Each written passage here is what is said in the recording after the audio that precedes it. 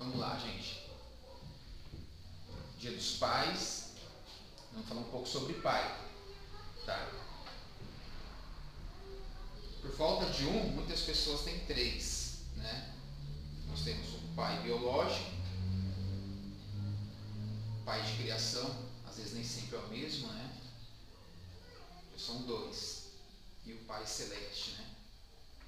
E também podemos considerar Jesus pai, podemos, mas também podemos considerar Jesus como o irmão mais velho. O irmão mais velho, ele vem para nos cuidar, não é assim? Na escola, no colégio, ele cuida, faz o papel de pai também, né? Pelo menos deveria. E hoje, na apresentação, vocês viram as crianças com a roupa dos pais, não foi isso? A juventude está perdida, a adolescente está perdida, nossas crianças, jovens, eles estão indo bem? A sociedade está indo mal. Eu sempre digo, o problema não está nas crianças, o problema está nos pais. O problema está nos pais. Se alguma pessoa seguisse a Deus como Ele pede e ensina, com certeza a vida dele seria uma bênção. O problema é que as pessoas não seguem o que Deus ensinou. E os filhos são bem obedientes aos pais, eles gostam de imitar os pais. Então, se você vê crianças ou jovens perdidos, provavelmente imitam os pais. É uma lição, a nossa imagem, nosso espelho, não é assim? Minha filha casada, 26 anos, ela tem alguns problemas hoje, que a culpa é minha. São consequências da minha vida, do que eu passei no passado, do que eu passei para ela. Minha filha é uma bênção, não tenho o que reclamar, mas ela sofre em algumas coisas por minha culpa. Eu tenho consciência disso, ela tem, a gente conversa sobre isso, e claro que ela me perdoa. Mesma coisa vocês. Não pense que vocês só passam coisas boas para os vossos filhos. Não é assim. Quanto tempo você está firme em Cristo? Quanto tempo eu estou firme em Cristo? A minha filha, desde o ventre da mãe, ia para a igreja. Desde pequena, ela conhece a palavra. Por isso, ela é uma menina abençoada. Mas eu não era tão firme assim. Eu não passei só coisas boas para minha filha. Eu prejudiquei minha filha. Com vocês, talvez não seja diferente. É história. Eles vão imitar vocês. Agora, será que os vossos filhos vão imitar Deus também? Será que o teu filho vai se parecer com Deus? Tua filha vai se parecer com Deus? Eu não vou fazer. Muitas vezes até o pastor, o pregador, ele acaba participando muito da vida das pessoas, né, das crianças. É só vocês perceberem as crianças que vêm aqui, que não tem pai e mãe presente na igreja, mas que frequentam a igreja aqui, você vê que a vida deles muda. O pai do Felipe me chamou essa semana e falou: nossa, meu filho está outra criança depois que você foi para a igreja. Eu ia agradecer. E o Felipe frequenta aqui quanto tempo? Poucos meses. Eu evangelizo o Felipe, então eu não tenho nada a ver com isso. Se ele melhorou, eu não tenho participação nisso. Ele melhorou alguém. Alguém de nós aqui está sendo uma bênção na vida do Felipe e o pai dele está feliz com isso. Então, a igreja é o corpo de Cristo.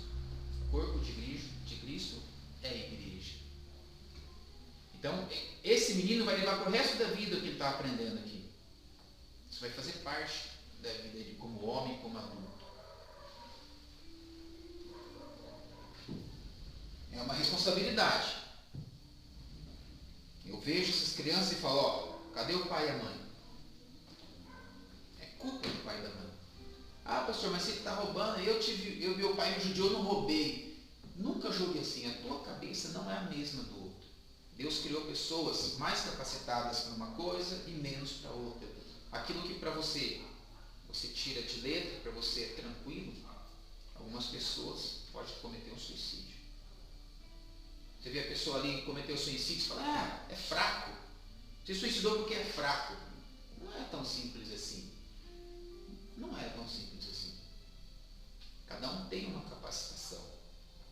Muitas pessoas já tiveram vontade de encerrar com a própria vida. Até tentaram. E isso é muito comum. É muito comum. Eu já fiz uma coisa e os pais ficaram até escandalizados. Cheio de adolescentes na igreja, crianças, e eu perguntei, quantos aqui tem problema? Levanta a mão. Todos levantaram a mão.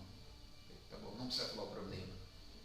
Seja honesto, quantos aqui já pensaram em cometer o suicídio? A maioria levantou a mão. Os pais olharam assim, meu filho já quis morrer, se matar? E aí? Se o teu filho levantasse a mão nessa hora e você disse, eram outras pessoas na época, mas se o teu filho levantasse a mão, assim, eu já tentei o suicídio, já pensei, o que você faria?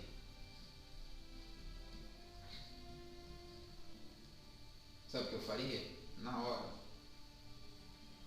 eu ia curvar minha cabeça e falar, ainda está em tempo.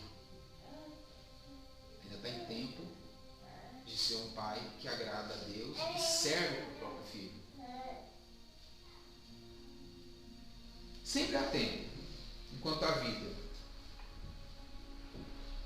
Vamos abrir a Bíblia em Gênesis capítulo 22, vamos ler um pouco sobre Abraão, conhecido como pai Abraão, pai da fé.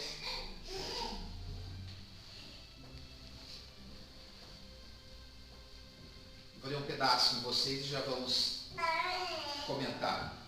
Verso 1. E aconteceu, depois dessas coisas, que tentou Deus a Abraão e disse-lhe, Abraão, e ele disse, eis-me aqui, Senhor. E disse, toma agora o teu filho, o teu único filho, Isaque, a quem amas, e vai-te à terra de Moriá, e oferece-o ali em holocausto, sobre uma das montanhas que eu te direi. Então se levantou Abraão pela manhã, de madrugada, e albardou o seu jumento, e tomou consigo 2 de seus moços, e Isaque, seu filho, e fendeu lenha para o holocausto, e levantou-se e foi ao lugar que Deus lhe dissera. Ao terceiro dia levantou Abraão os seus olhos e viu o lugar de longe. E disse Abraão aos seus moços, ficai-vos aqui com o jumento, e eu e o moço iremos até ali, e havendo adorado, tornaremos a vós. Logo após Abraão ter subido ao monte, nós lemos que foram 3 dias. 3 dias até o local. Muitos dizem, muitos estudiosos dizem que Isaac tinha por volta de 30 anos de idade, mais ou menos, porque a Bíblia fala ali, a maneira com que chama. A gente, normalmente você vê nos desenhos animados, nos filmes, que Isaac era uma criança, né? Mas a Bíblia não se refere como criança ali, não. Tá? Provavelmente não existe, não é igual o nosso adolescente, jovem, né? Se fala adolescente, você já sabe o que é. Jovem, você imagina. Um adulto, então ele era um adulto.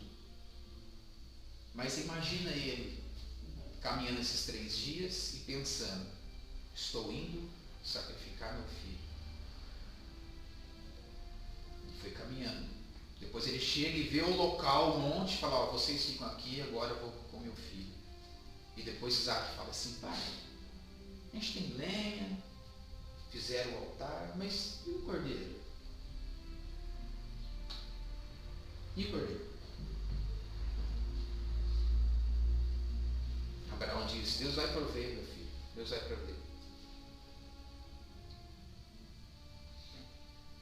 Essa semana a minha filha ela fez uma cirurgia e ela me mandou uma foto sedada, né, durante o procedimento, com o rosto inchado, bem feia a foto, né? Horrível a foto. A cena mais horrível eu vi, acho, na minha Bíblia. Assustadora. Mas ela já tinha feito a cirurgia, já estava bem. Mas foi difícil. Aí eu começo a imaginar Abraão, Isaac, só de ver aquela foto da minha filha, você fica assustado. Imagine como Abraão estava se sentindo, sabendo que teria que sacrificar o filho, mas Deus falou. Para nós, gente, isso é inimaginável, não dá, sabe? Nós hoje, na nossa condição, não dá para imaginar isso, né?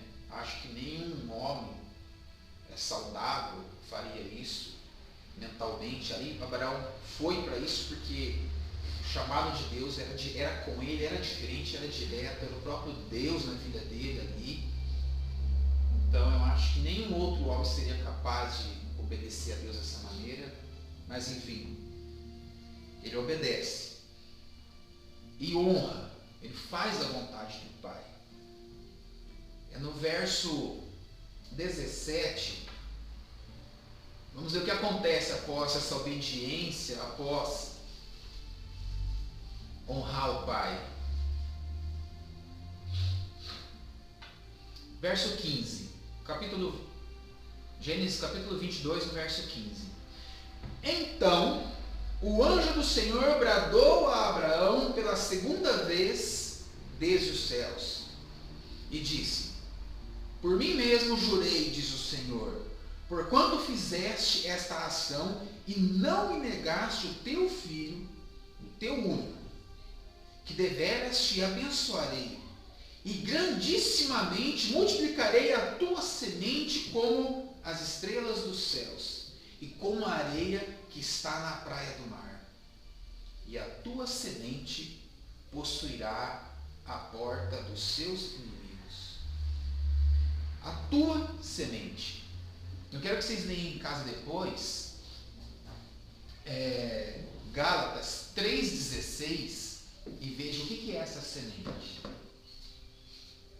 O apóstolo Paulo fala assim, está escrito semente, não sementes, e a semente é Cristo.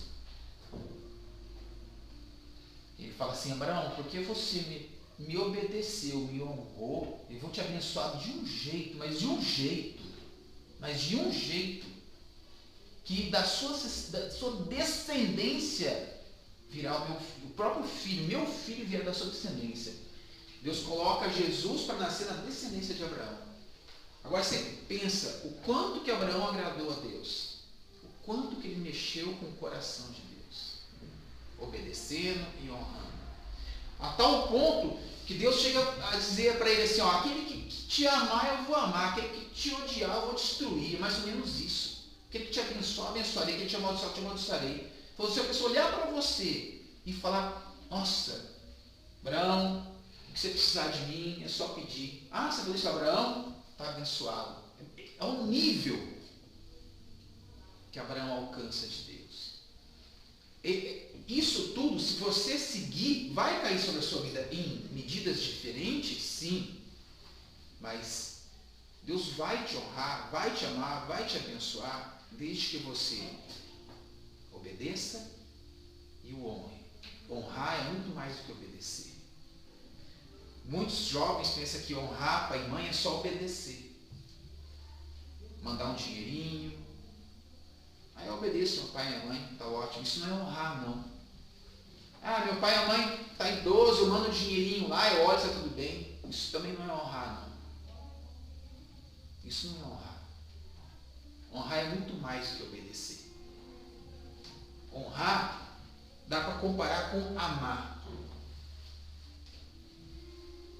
Obedecer é como se você fosse casado e falasse: não, eu sou fiel à minha esposa porque está escrito que eu tenho que ser fiel, então eu sou fiel. Isso é obedecer a palavra.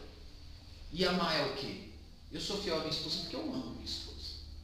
Jamais que eu vou querer ver ela chorando. Jamais que eu vou querer magoar minha esposa. Eu não sou fiel a ela porque Deus falou que eu tenho que ser fiel. Eu sou fiel a ela porque eu amo.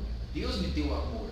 Se você ama ela, é porque Deus te deu. Não estou desmerecendo o mandamento de Deus, não estou desmerecendo. Não é. É porque João fala: aquele que conhece a Deus, ama. Então, se eu amo alguém, é porque eu conheci a Deus. Então, Se eu tenho um sentimento de amor e de respeito, é porque Deus me abençoou. Isso vem de Deus, não vem de nós. Então, honrar é como amar. Está acima de só obedecer. Obedecer, se obedece o teu professor, o teu chefe, o teu superior, seja num quartel, seja um policial de trânsito, você obedece. Aí sim.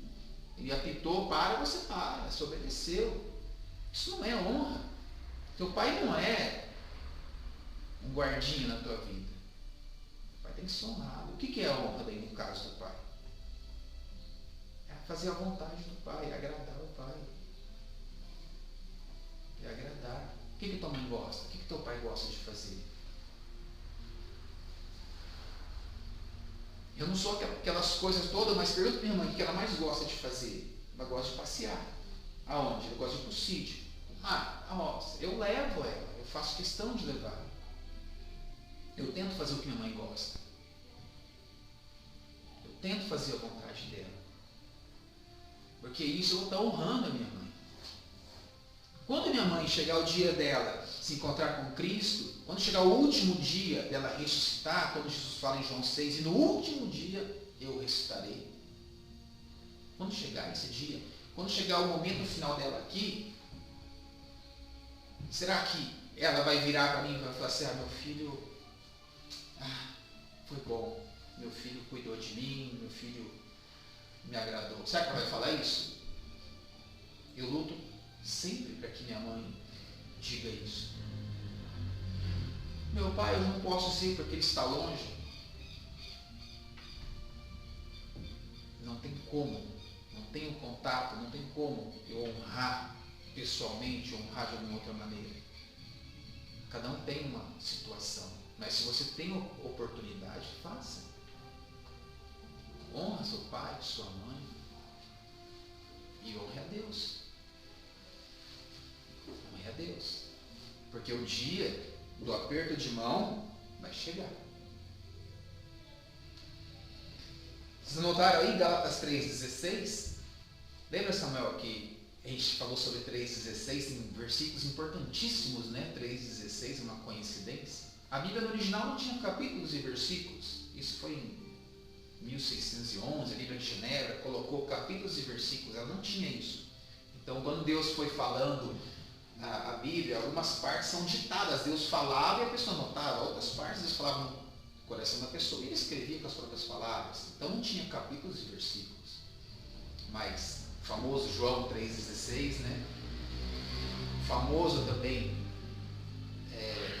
2 Timóteo 3,16 e aqui Gálatas 3,16. Eu vou ler com vocês. Diz assim: ora, as promessas foram feitas a Abraão e a sua descendência. Não diz e as descendências, como falando de muitas, mas como de uma só, e a sua descendência é Cristo. No original, muitas Bíblias dizem semente, não diz sementes, diz semente, e a sua semente é Cristo.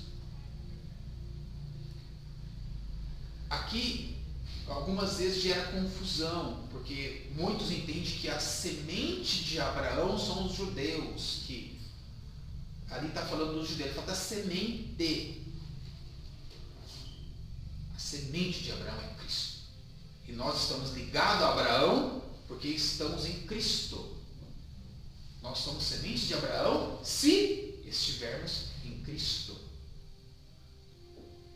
Jesus certa vez falou com os fariseus: bem sei que vocês têm sangue de Abraão, eles eram descendência de Abraão. Ele disse: mas o vosso pai é o diabo, porque eles não estavam em Cristo.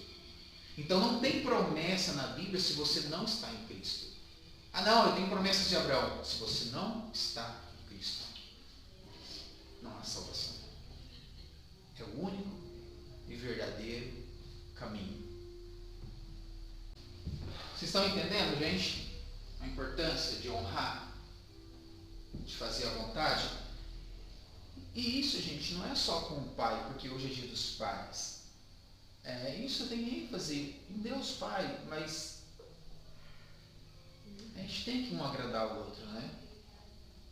Ontem, hoje, vamos dizer, dia dos pais, eu saí agradar o Nicolas, né? Tá meio chateadão lá, levei ele passear, comer uma coisa que ele gosta.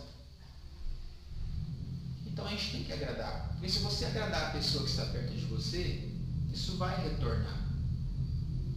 Né? Vai retornar. E não é, você não vai, então eu vou fazer para me retornar. Não é essa a ideia, né? A ideia é deixar um legado mesmo. Legado de Cristo. A ideia é fazer a vontade do Pai, a vontade de Deus.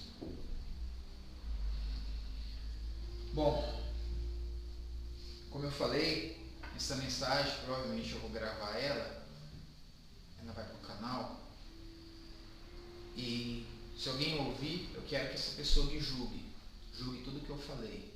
A Bíblia fala assim, no livro da igreja a Corinto, carta de Coríntios, ela fala assim que um fale, 2 ou 3 julguem. Então, quero que as pessoas julguem tudo que eu falei. Quero que as pessoas sejam meu juiz. Coloque contra a parede, julga, aponte o dedo e veja se o que eu falei está errado, se é certo. Se chamar de igreja de Cristo, estando em casa sentado, dormindo, estudando, louvando, fazendo tudo sozinho, isolado, se é certo isso. Eu fiz muito isso, por muitos anos. Eu fiz isso.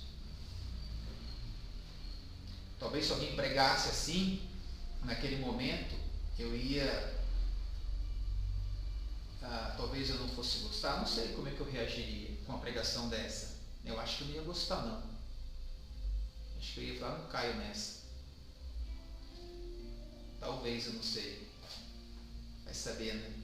Se você estivesse em casa agora e ouvisse essa pregação, você ia achar que eu sou louco, que eu estou errado, que você é a igreja de Cristo em casa, porque Cristo morreu por você no Calvário e Ele não pediu que você fosse igreja nenhuma, Ele não exigiu nada para você salvar pela graça, você não tem que fazer nada. É verdade. Mas eu não estou falando de salvação. A tua salvação foi feita há 2000 anos atrás. Você está garantido. Você está salvo. Eu não estou falando disso.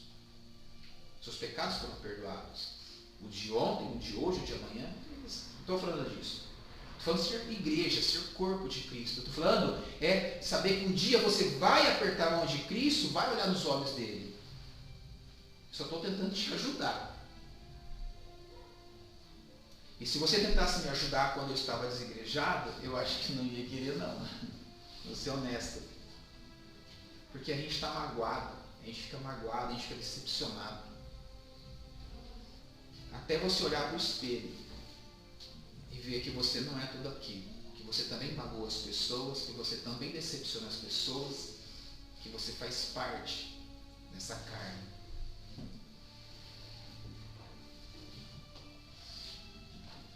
Vou encerrar por aqui, gente. Eu espero que, quando alguém ouvir isso, entenda que a ideia não é trazer a pessoa para a nossa igreja, mesmo porque a nossa igreja ninguém sabe onde fica, é escondidinha, né, a igrejinha, mas que Deus abençoe, né, que a pessoa procure uma igreja, e se a igreja não estiver boa, que Ele ajude a consertar essa igreja, e se Ele não conseguir consertar, paciência, procure outra. Passa a vida procurando igreja, mas passe. Né? Até o grande dia, tá bom? Deus abençoe a todos. Obrigado por me ouvirem. Vamos seguir? Vamos orar?